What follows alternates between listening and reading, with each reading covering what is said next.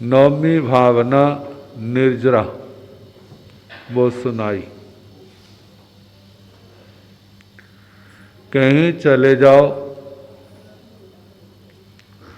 कर्म जा तो काटने पड़ेंगे, जा भोगने पड़ेंगे। दिलासा बहुत दिला देंगे, लेकिन हिसाब अपने को ही करना पड़ेगा।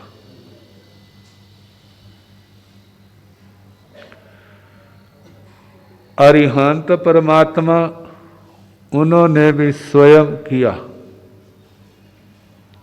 और जो पास आने वाले थे कहते तुम्हें भी अपने आप ही करना पड़ेगा।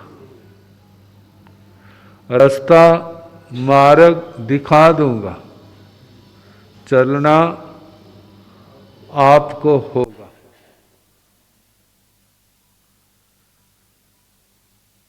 केवल ज्ञान के बाद भगवान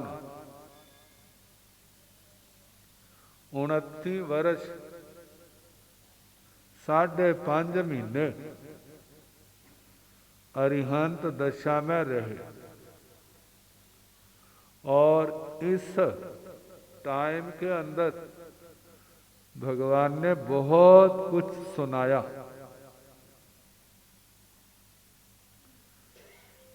जिसका कोई आर पार नहीं। गंधर्व भगवान सुनने वाले और तीर्थंकर भगवान कहने वाले।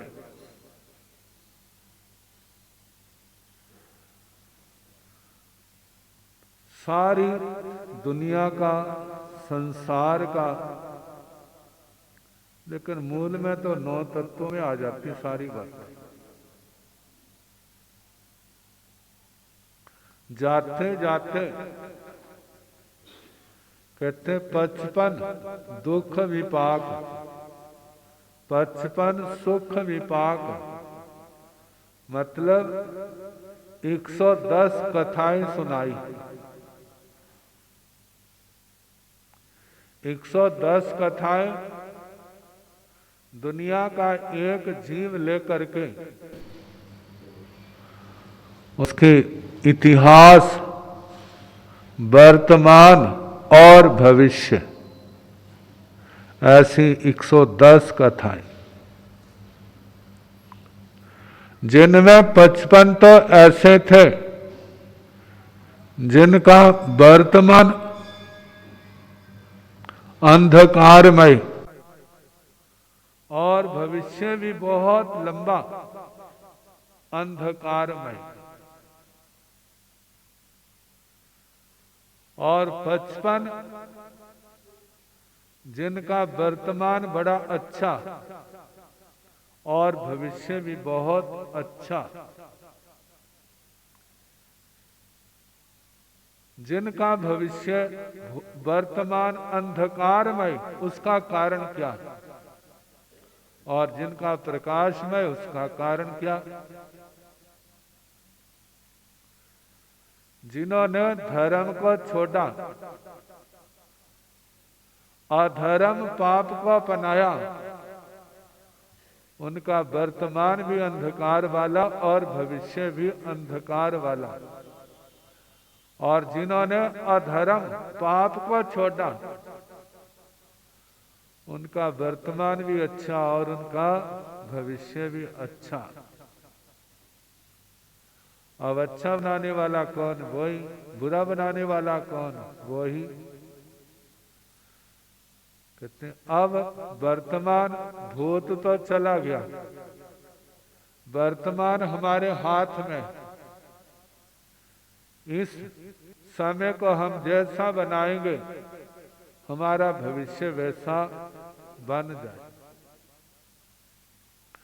जैसे आजकल ना मूवी देखने का बहुत शौक है, तो जब लगा लेते हैं उसके अंदर क्या आएगा, जो उसके अंदर फीड है वही आएगा ना, उसके अलावा कोई और भर दो उसके अंदर जबरदस्ती, नहीं भरा जाएगा। ऐसे हमारा जो वर्तमान चल रहा है ना, ये भी मूवी के समान है। जैसा हमने किया था, आपने किया था, वो मूवी क्या कर रही है, चल रही है। और आने वाले समय में जैसी मूवी बनाएंगे, भविष्य भी क्या होगा, वैसा ही बने। अब कैसी बनानी है, गुरुजनों ने सारा बता दिया, भगवान ने सारा बता दिया। अब अपने हाथ में, अपने आप को हम सुधार लेंगे, हमारी मूवी अच्छी बन जाएगी। और नहीं सुधारा तो देखो, फोटो खिंचानी हो ना तो कैसे तैयार होते हैं भला। आजकल तो जेब जेब में कैमरे पड़े। पुराने जमाने में शहर में कहीं 1 2 4 ऐसे होते थे और बड़े तैयार होकर जाते थे। क्या करानी है, फोटो करानी है। और कैमरे के सामने जाकर के कंघी पास ही होती थी, शीशा भी वहां होता, फिर देखते कहीं कमी तो नहीं रह गई।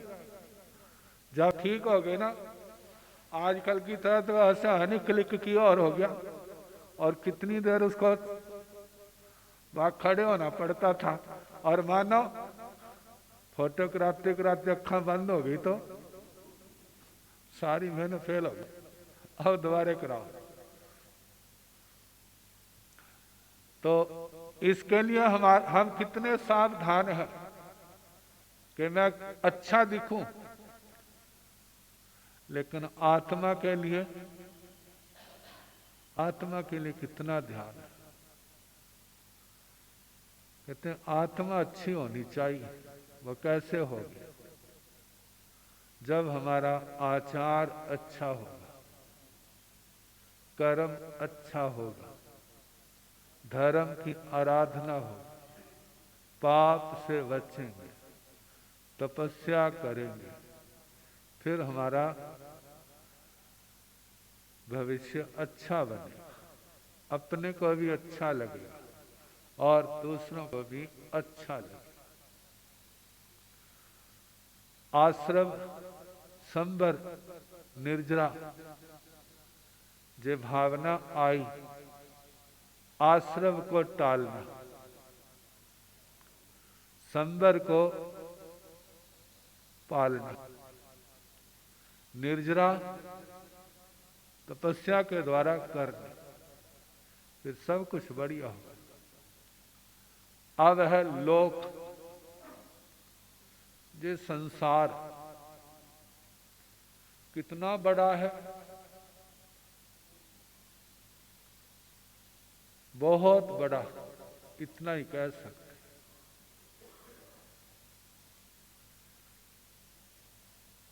गणित के अनुसार बताते हैं, इसका घन बनाया जाए काट छांट करके तो 7 राज्यों का बनता है। 7 राज्यों लंबा, 7 राज्यों चौड़ा और 7 राज्यों मोटाई। ऐसे पुराने जमाने में ना साबुन की चक्कियां होती थी ना, ऐसे बन जाता का। कहते हैं कोई सेंटर में है, बिल्कुल 3.5 ऊपर, 3.5 नीचे, 3.5 पूरब में, पश्चिम में, उत्तर में, दक्षिण में।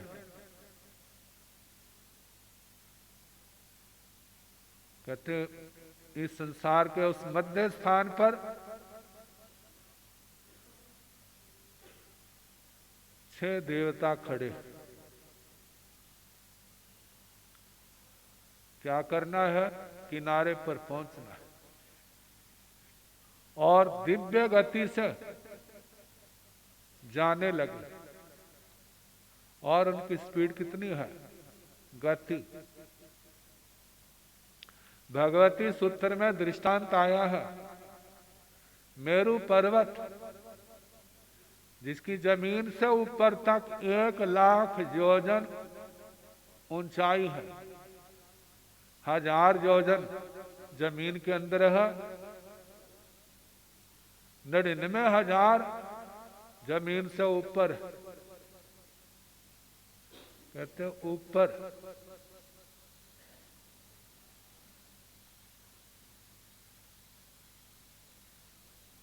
देवियां, दिशा कुमारियां, जैसे पत्थर फेंकते हैं ना, बाहर की साइड में फेंकते हैं, और एक देवता इतनी तीव्र गति से जाता है कि उन 6 गेंदों को जमीन पर पड़ने से पहले उनको पकड़ लेता। अब हिसाब लगाएं कितनी तीव्र गति हो, ऐसी तीव्र गति से वो जा रहा है। ऐसे देवताओं की गति इससे भी बहुत ज्यादा, जैसी जैसी रिद्धि उसके अनुसार उनकी स्पीड है। कहते ऐसी देव गति वाले देवता चलने नहीं लगे, भागने लगे 6 दिशाओं। कहते कल्पना करो उस समय किसी बच्चे का जन्म हुआ और उसकी आयु 1000 साल है, और वो देवता एक गति से जा रहे। बच्चे का बचपना गया, जवानी गई, बुढ़ापा गया, दूसरी पीढ़ी शुरू होगी, वो जा रहे, तीसरी पीढ़ी शुरू होगी, चौथी, 5वीं, 6ठी, 7वीं। भगवान से पूछा, भगवान वो देवता पहुंचे नहीं है? कहते अभी किनारे पर नहीं पहुंचे, बहुता पार करके, अभी थोड़ा है, लेकिन थोड़ा भी बहुत है।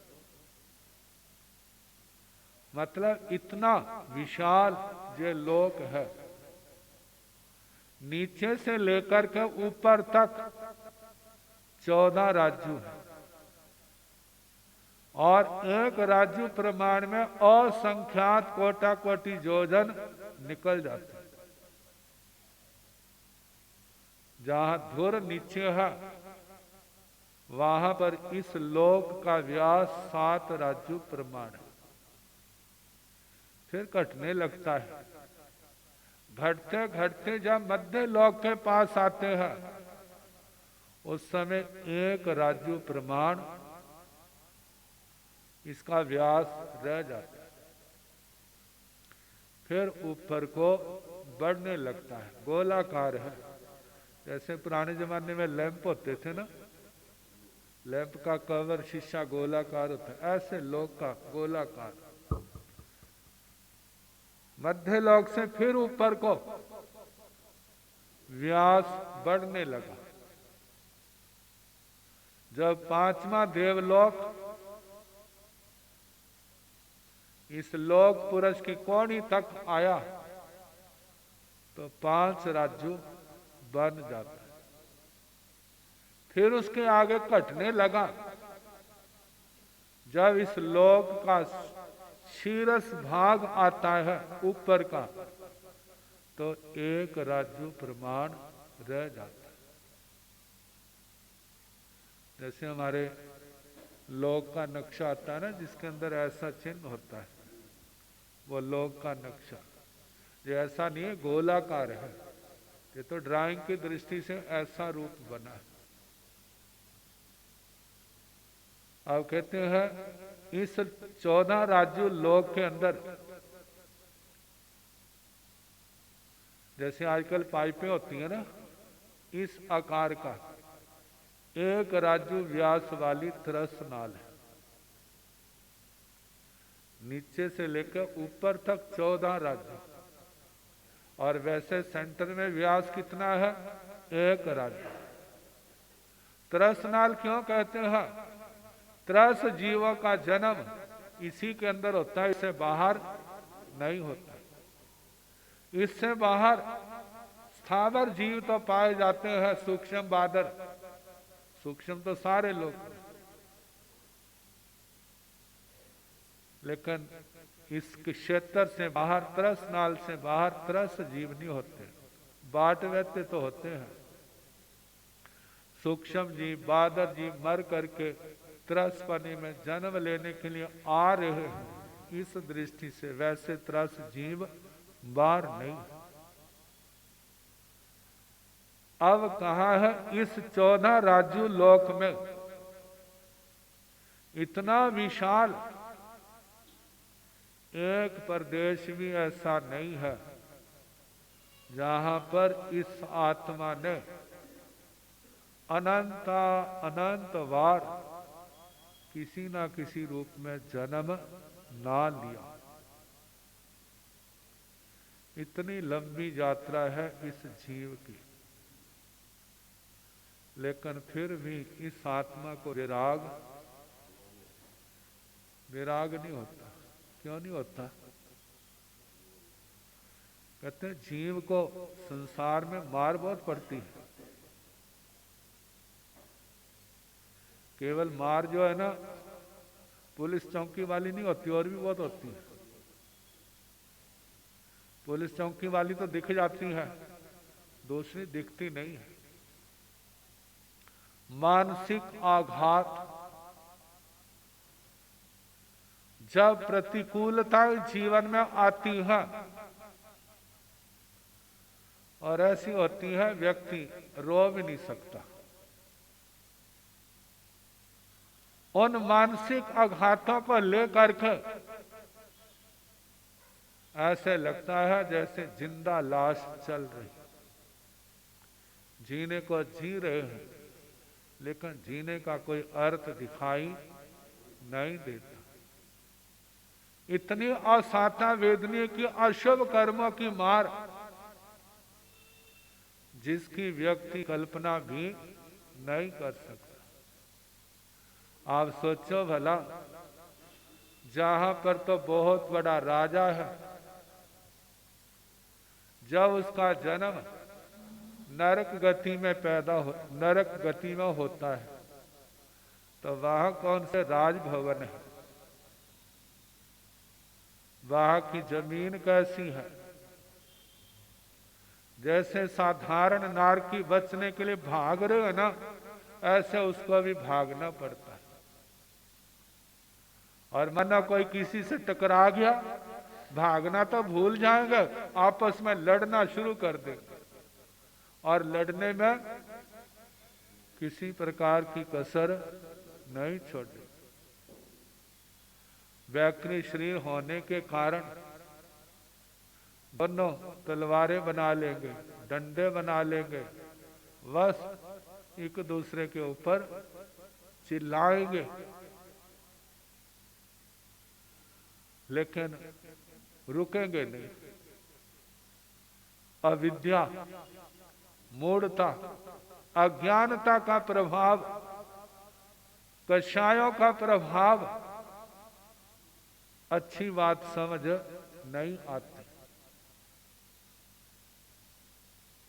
कहते हैं जो कितना अच्छा अवसर हमारे को मिला है, हम भगवान की वाणी सुनते हैं तो इन बातों का एहसास होता है।